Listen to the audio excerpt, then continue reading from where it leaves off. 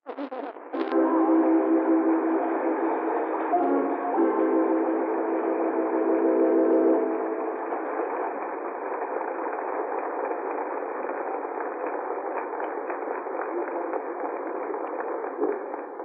was the only one that got a kiss, and I'm not a politician. About 2 weeks ago, I was in Alaska, and those Alaskans, you know, they rub noses together. So I rubbed noses with 2 or 3 of them, and I said, "Hey, we ought to try that living white man way one time. It's a whole lot better."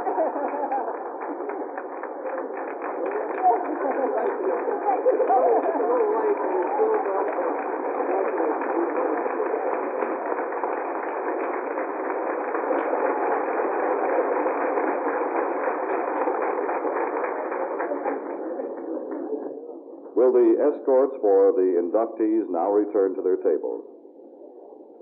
Once again, Chairman Houchin.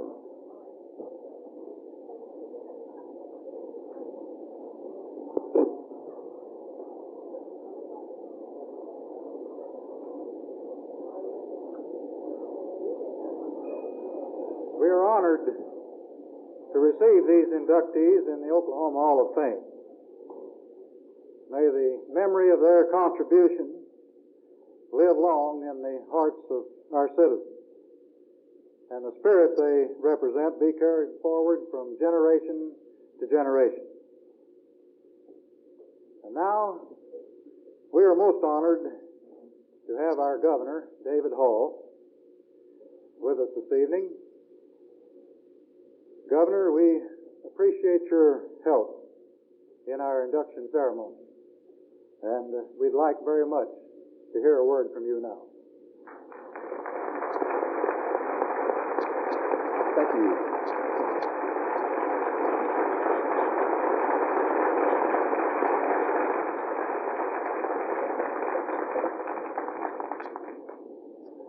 I want to say thank you first, John, for a wonderful helpmate in Mrs. Kennedy tonight. Didn't she do a good job?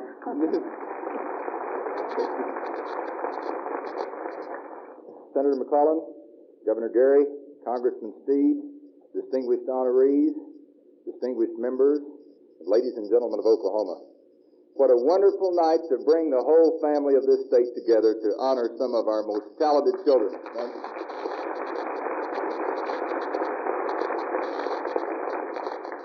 I think the witness that they've given by their lives is the best sort of inspiration for those that will come behind. And what an exciting way to end Statehood Day in 1972. May it always be that way. God bless you all.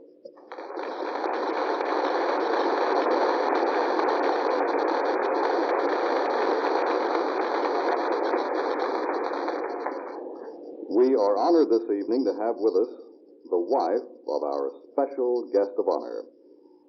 This lady has lived in Oklahoma since 1914, and activities in civic and church life have characterized her life in Oklahoma. We are proud to present to you Mrs. E.K. Gaylord.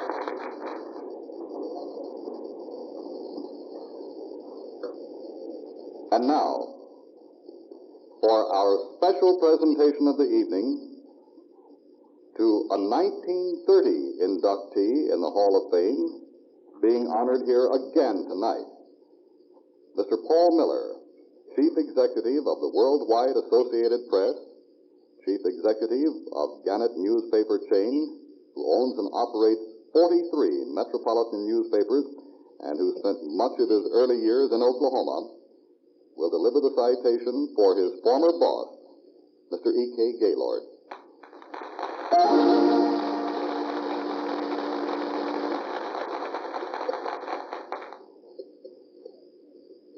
Ladies and gentlemen, the introduction suggests something that I feel like adding, even though it isn't in the text, and that is that I little thought, E.K., when I was the Times correspondent at the University of Oklahoma, and making a lot of money, I might say, in the Depression days, that I'd ever have what I regard as the honor of a lifetime to say these few words about you here this evening. Forgive me. Sometimes the man and the land are indivisible in their unwavering strength. So it is with Edward King Gaylord. And so it is that there is a melody in the background as he walks among us, approaching the age of 100. A melody to which Oscar Hammerstein put the words, Oklahoma, where the wind comes sweeping down the plain, and the waving wheat, it sure smells sweet when the wind comes right behind the rain. And I must interpolate again. You speak of what we speak of 100. I know a man who calls him Junior. Some of you may recall, having read this recently, that Ned High School, who is the publisher of the Arkansas Democrat at Little Rock, celebrated his 100th birthday a few weeks ago, and Mr. Gaylord was over at Little Rock at the country club, where 700 or 800 were going through a line to congratulate Ned High School. And as he came along, Mr. Gaylord noticed that he was seated on a stool, half-suited, seated. And he said, Ned, what's the idea in sitting down? Because he is always a man of tomorrow who borrows from yesterday what yesterday can teach. This citation should speak of Edward King Gaylord and tomorrow. The melody and the words in the background tell us we belong to the land, and the land we belong to is grand. We need to remember that even as this America of ours was born of sweat and dreams and courage and dirt floors, so the unbelievable Oklahoma career of Edward King Gaylord was born in a rickety Oklahoma City building with unswept floors, cobwebbed ceilings, a wheelbarrow full of type, 2 linotype machines, a primitive press, and an old stove. So it is right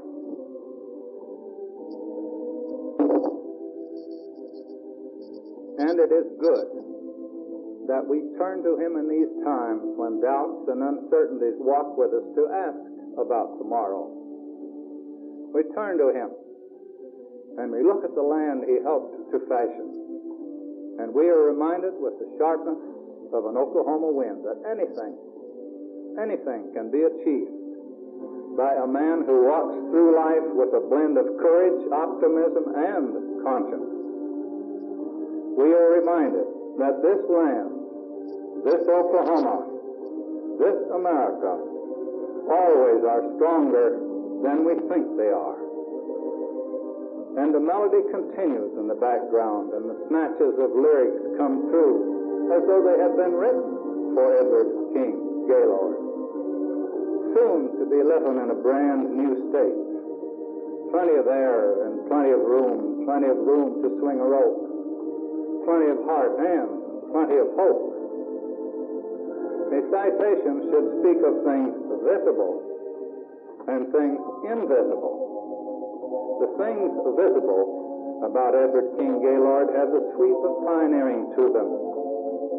The boy who went to a prep school with $18 in his pocket, who began a newspaper career on $6,000 barred with no more security than his courage and eagerness, who worked days and studied law nights, who faced down a gun-wielding critic and faced down tuberculosis by simply decreeing that he would continue to live, who fought the bitter and successful battle for statehood, and who, by looking ever ahead and never back, conceived and built one of the world's most advanced newspaper operations and put a heartbeat into the publishing machinery in the form of courageous editorials that spoke for justice. Of the things invisible, perhaps the greatest is the reminder that power wielded honestly and wisely is the building material for a good tomorrow. Edward K. Gaylord has had power at his fingertips through the years, power that could have been used to destroy, but is used to build, power that could have been used alone for personal gain, but is used for the common good. Yes, his power is thus used. And again, there is that Oklahoma melody in the background. Oklahoma, where the wind comes sweeping down the plain. This citation is a small act of gratitude from the people and from the land to the most remarkable man I know. Here, in the presence of his lovely wife and family, a courageous, creative, indefatigable, stubborn, ever trustworthy friend, Edward King Gaylord. Thank you.